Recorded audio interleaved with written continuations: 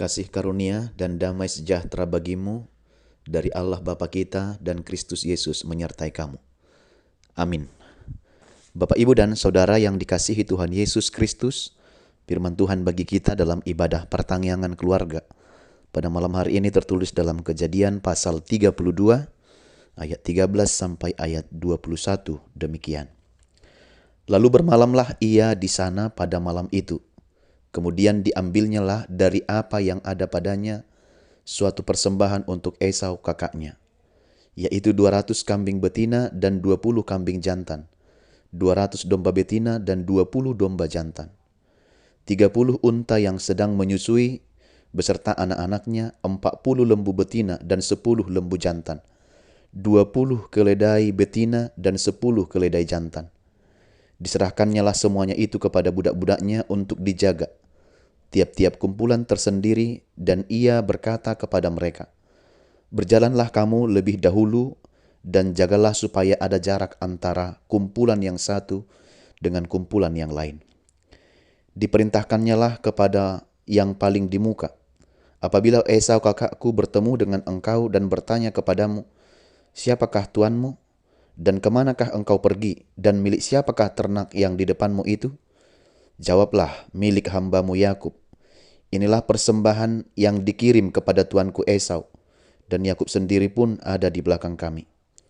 Begitulah diperintahkannya baik kepada yang kedua maupun kepada yang ketiga, dan kepada sekalian orang yang berjalan menggiring kumpulan hewan itu. Katanya, 'Seperti perkataanku tadilah kamu katakan kepada Esau, apabila kamu berjumpa dengan dia. Dan kamu harus mengatakan juga, hambamu Yakub sendiri ada di belakang kami. Sebab pikir Yakub, baiklah aku mendamaikan hatinya dengan persembahan yang diantarkan lebih dahulu.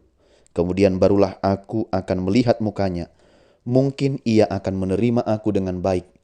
Jadi persembahan itu diantarkan lebih dahulu, tetapi ia sendiri bermalam pada malam itu di tempat perkemahannya." Demikian firman Tuhan. Bapak, Ibu, dan saudara-saudari dan jemaat yang dikasihi Tuhan Yesus Kristus, tentu masing-masing kita memiliki masa lalu. Ada yang masa lalu kita indah, ada yang masa lalu kelam, ada yang masa lalu penuh dengan pergumulan, dan bahkan ada masa lalu kita yang sulit untuk kita lupakan.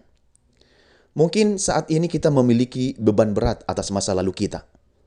Terkadang membuat kita sulit untuk move on ke masa yang akan datang akibat beban-beban di masa lalu. Tapi yang harus perlu diingat, hidup ini terus berjalan.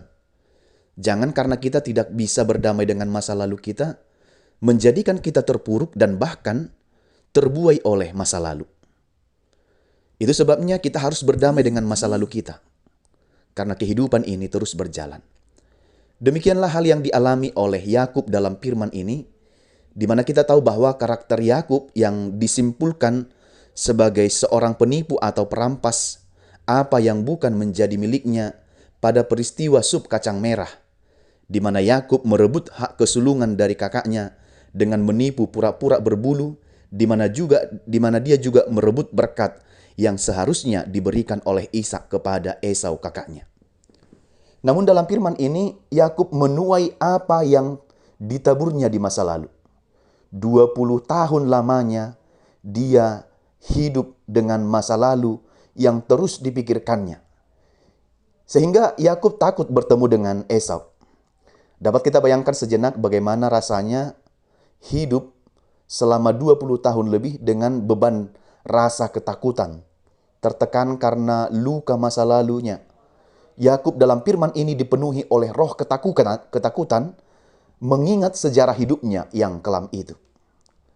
Bapak, Ibu, dan Saudara yang dikasihi Tuhan Yesus Kristus, kabar baik bagi kehidupan Yakub dimulai ketika ia berjumpa dengan malaikat-malaikat Allah. Maka dalam perjalanannya pulang ke negeri nenek moyangnya, Yakub mulai berani menghadapi beban masa lalunya. Benar bahwa kita harus melepaskan rasa bersalah kita, tekanan jiwa dan batin, dari roh ketakutan dalam diri Yakub yang memang betul-betul itu sungguh tidak mudah. Sebab dia sudah melakukan banyak kesalahan, merampas yang seharusnya bukan miliknya. Tetapi Yakub dalam hal ini harus melepaskan beban masa lalunya. Sebab jika tidak, dia akan selalu dihantui oleh rasa bersalah dan tidak akan melihat masa depan yang lebih baik.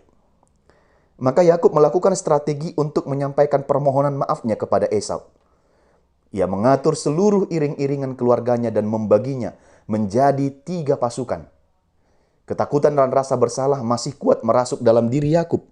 Waktu itu, bila Esau menyerang, yang kalah pasti pasukan paling depan. Sedangkan Yakub dan keluarganya ada di belakang dan punya kesempatan melarikan diri. Maka ini strategi yang dia lakukan. Karena sebenarnya untuk menyampaikan permohonan maafnya, Yakub sendiri masih mengalami ketakutan. Itu sebabnya dia mengatur strategi dengan mengatur pasukannya dalam 3 barisan. Maka selanjutnya Yakub bergelut dengan Allah. Beban berat Yakub mulai terangkat. Dari sanalah perubahan besar terjadi dalam diri Yakub dan tidak lagi dikuasai oleh beban masa lalunya, melainkan ia sanggup menghadapi sumber kekuatan dan beban masa lalunya itu untuk meraih pemulihan yang utuh. Bapak, Ibu, dan saudara-saudari yang dikasihi Tuhan Yesus Kristus, dalam firman ini Yakub menyusun strategi kedua untuk menyampaikan permohonan maafnya kepada Esau dengan mempersiapkan 580 ekor binatang peliharaannya. Dibuat dalam 3 rombongan, maka rombongan pertama adalah binatang peliharaan. Yakub memerintahkan, apabila Esau kakakku bertemu dengan engkau dan bertanya kepadamu, siapakah tuanmu dan kemanakah engkau pergi dan milik siapakah ternak yang di depanmu itu? Maka jawablah, milik hambamu Yakub. Inilah persembahan yang dikirim kepada tuanku Esau, dan Yakub sendiri pun ada di belakang kami. Yakub berpikir bahwa baiklah aku mendamaikan hatinya dengan persembahan yang diantarkan lebih dahulu. Kemudian barulah aku akan melihat mukanya. Mungkin ia akan menerima aku dengan baik. Semoga melalui pemberiannya itu kemarahan Esau bisa menjadi reda dan hati kakaknya bisa menerimanya. Maka para budaknya melakukan seperti apa yang diperintahkan oleh Yakub itu. Maka Bapak Ibu, selanjutnya rombongan itu berjalan membawa sesuai dengan apa yang diperintahkan oleh Yakub. Tetapi Yakub dan keluarganya bermalam di tempat perkemahan di tepi sungai Yabok.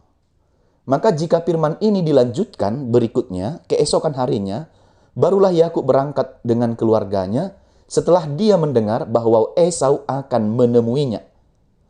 Maka disusunnya lagi strategi, dibaginyalah rombongan itu dalam 3 bagian barisan. Baris pertama, budaknya perempuan dan anaknya.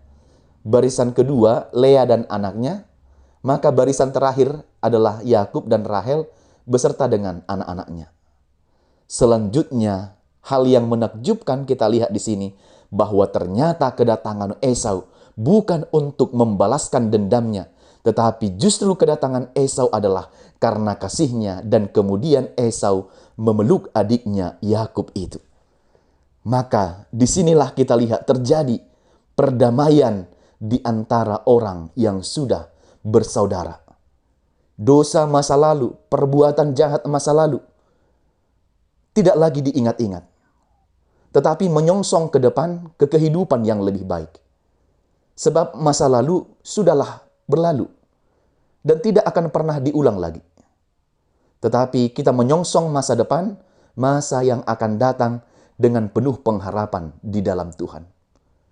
Maka apa yang dialami oleh Yakub ketika dia menyadari tentang kehidupan masa lalunya, dan kemudian hal itu membuat dia merasakan beban yang teramat dalam.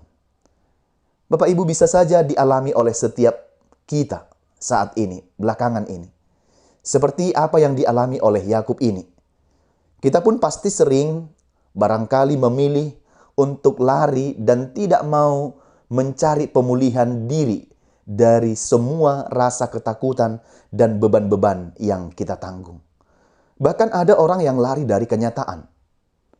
Bahkan tidak menerima apa yang dia perbuat sehingga dia tidak mampu mengontrol dirinya. Namun pengalaman Yakub ini menjadi bukti bagi kita yang mungkin juga mengalami dan merasakan apa yang menjadi ketakutan dan beban Yakub waktu itu. Bahwa kita bisa menang kita bisa dipulihkan kembali. Kita bisa mendapat kehidupan yang baru ketika kita berani melepaskan masa lalu yang penuh dengan pergumulan itu. Dengan pertolongan kasih setia Tuhan, Dia akan mampu menolong kita keluar dari masa lalu yang kelam kita. Karena itu, apakah yang mau disampaikan oleh firman ini bagi kita yang dapat kita hidupi? Yang pertama adalah berani berbuat, berani bertanggung jawab. Terkadang ada banyak orang yang tidak berani mempertanggungjawabkan perbuatannya. Ada orang yang memilih lari dari kenyataan. Sebagai orang percaya, kita harus berani mempertanggungjawabkan apa yang kita perbuat.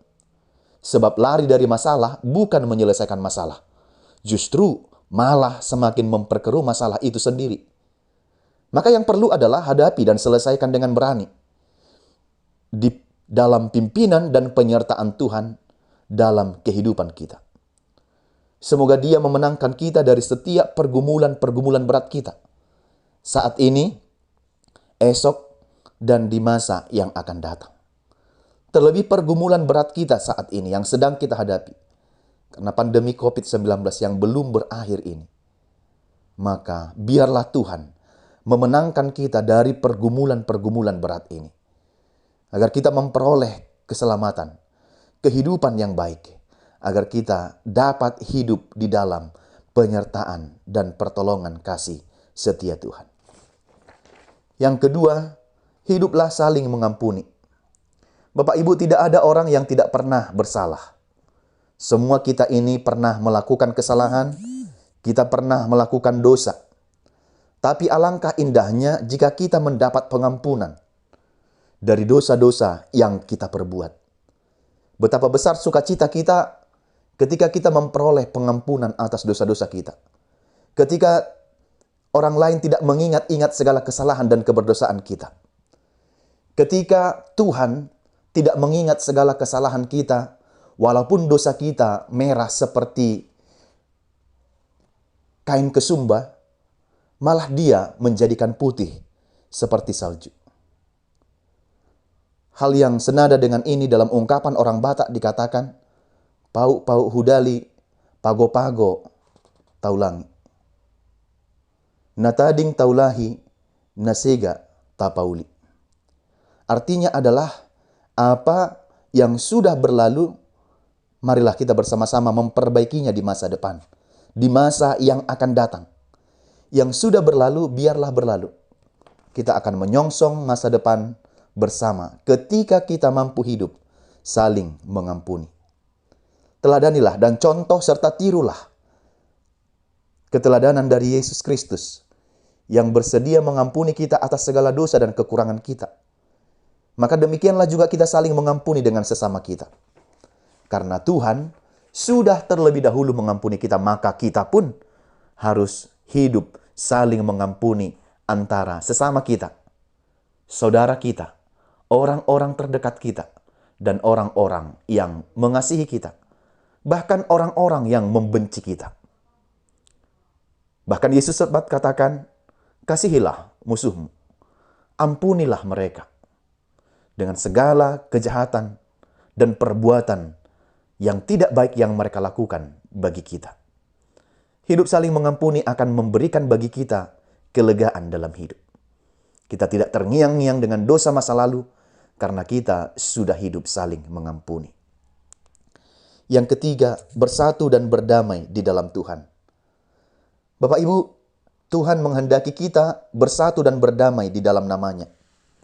Yesus juga menghendaki kesatuan setiap orang percaya. Tidak saling membenci, tidak saling memusuhi, tidak saling memfitnah, tidak saling menjelek-jelekkan antara yang satu dengan yang lain. Malahan kita harus bersatu dan berdamai sebab tidak ada yang dapat melawan kesatuan dan kedamaian jika kita tetap di dalam Kristus. Maka Tuhan akan melimpahkan berkat-Nya bagi orang-orang yang mau berdamai dan hidup rukun. Jika kita pernah bersalah, maka kita menginginkan orang lain mengampuni kita. Jika orang lain bersalah dalam hidup kita, maka dia juga mengharapkan kita mengampuni dia dalam hidupnya. Jika kita hidup bersatu dan berdamai dalam Tuhan, maka antara kita boleh saling menerima, sebab kasih Kristus hidup dan menaungi hidup kita hingga pada saat ini. Kiranya Tuhan menguatkan kita melakukan firman-Nya untuk hidup bersatu dan berdamai di dalam Tuhan dengan sesama kita dan dengan siapapun yang berada dengan kita. Amin. Kita berdoa. Bapa di sorga, terima kasih untuk firman-Mu yang sudah kami dengarkan malam ini. Mengingatkan kami untuk hidup bersatu dan berdamai di dalam Engkau. Sebab Engkau menjanjikan berkat-berkat yang melimpah bagi orang-orang yang hidup rukun dan berdamai, serta bersatu di dalam nama Tuhan. Berkatilah firman-Mu yang sudah kami dengarkan, agar kami juga menjadi orang-orang yang mau mempertanggungjawabkan perbuatan kami, hidup saling mengampuni, dan hidup bersatu di dalam Engkau dan berdamai dengan sesama kami. Berkati jemaat-Mu yang mendengarkan firman-Mu, lindungi dan kuatkan mereka melanjutkan melakukan segala pekerjaan dan aktivitasnya.